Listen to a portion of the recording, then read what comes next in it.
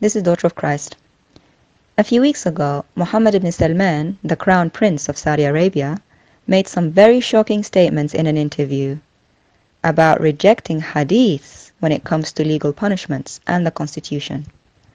This is shocking, as Saudi Arabia has always been the stronghold for upholding orthodox Salafi Islam, which mandates that Sharia law, meaning the laws and legal punishments in the Quran and Hadith, must be the law of the land, whether it comes to social matters, family law, or matters of the state.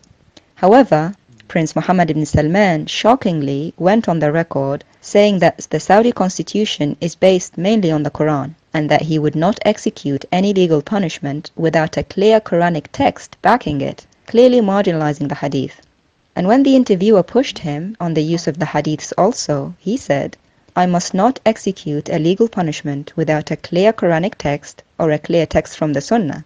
And when I speak about the Sunnah, I say most Hadith writers classified the Hadith based on their individual styles, like Bukhari and Muslim and others, saying it's Sahih or Hasan or Da'if. But there is a more important classification," he said, which is the Mutawatir Hadith, as in with a continuous chain, or the Ahad Hadith, meaning the non-Mutawatir, as in not with a continuous chain, even with more than one narrator, is not acceptable. And the Khabar Hadith, meaning the ones that may be true or false, are also not acceptable. Thereby, the prince has distanced himself from most Hadiths, which include the Bukhari and Muslim collections, saying that he rejects their methods of classification of authenticity. Among the Hadiths that the prince rejects is an Ahad Hadith that tells Muslims to face the Kaaba in their prayers after having faced Jerusalem, and is narrated only by one person. Muslims, including the prince, still follow this today. This is shocking, as he is effectively rejecting the vast majority of Hadiths, and also rejecting the traditional ways of the main Hadith collectors like Bukhari and Muslim, because even their Sahih Hadiths they authenticated may not be good enough according to the prince. When this is applied practically, it would mean that more than 90% of Muhammad's Hadiths are no longer acceptable, effectively wiping out almost all Hadith collections from Muslim tradition and suspending their use as a source of law. The Crown Prince also said that Saudi constitution is not to bind itself to any specific school of thought, because the door of improvisation is forever open, brazenly and bravely undermining the major schools of thought of Sunni Islam that have been followed and revered for centuries.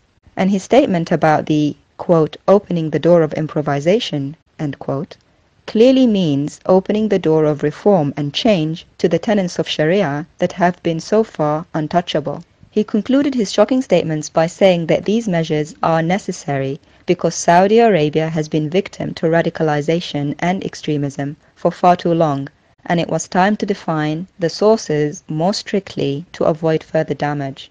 This is a very significant and unprecedented public undermining of the Hadith tradition from the Crown Prince of Saudi Arabia, the stronghold of Islam, an official rejection of most Hadiths, including Sahih Bukhari and Muslim, authentic sayings of Muhammad himself that have been for centuries second only to the Quran. Isn't it amazing the Crown Prince of Saudi has gone on the record rejecting most of the Hadiths of Muhammad himself?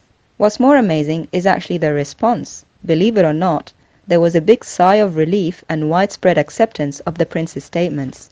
Shockingly, Ahmad al-Tayyib, the Grand Imam of Al-Azhar, tweeted his support of this new reformation to Islam, saying that Muslims must not hold the jurisprudence and legal tradition as sacred, as this leads to rigid ways of thinking in today's Islam. He said, when some people hold on tightly to the literal words that came in the legal rulings of the past, they are being rigid, as those very rulings were themselves new and contemporary at their own time. He tweeted on the 10th of May 2021, quote, "The most dangerous obstacles to renewal are archaic fatwas that no longer benefit Muslims today, and the spread of harmful fatwas, ignorance of Islam and its sciences and traditions, and distorting the sacred things of Islam." End quote. The media noticed how similar his words were to those of the Crown Prince of Saudi about the renewing and reformation of the Islamic thinking, and only depending on the Quran and a minority of Hadiths.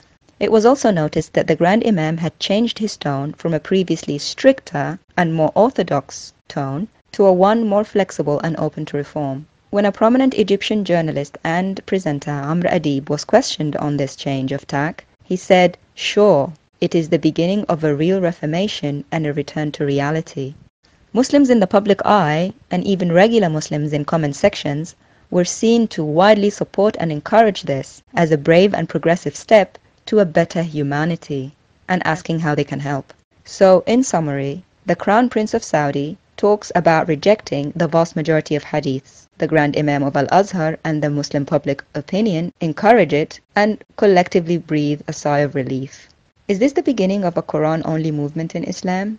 And are Muslims now starting to officially reject and abrogate their religion? Why? Is it embarrassment? Is it shame? Or are they themselves finally tired of living under Islamic law?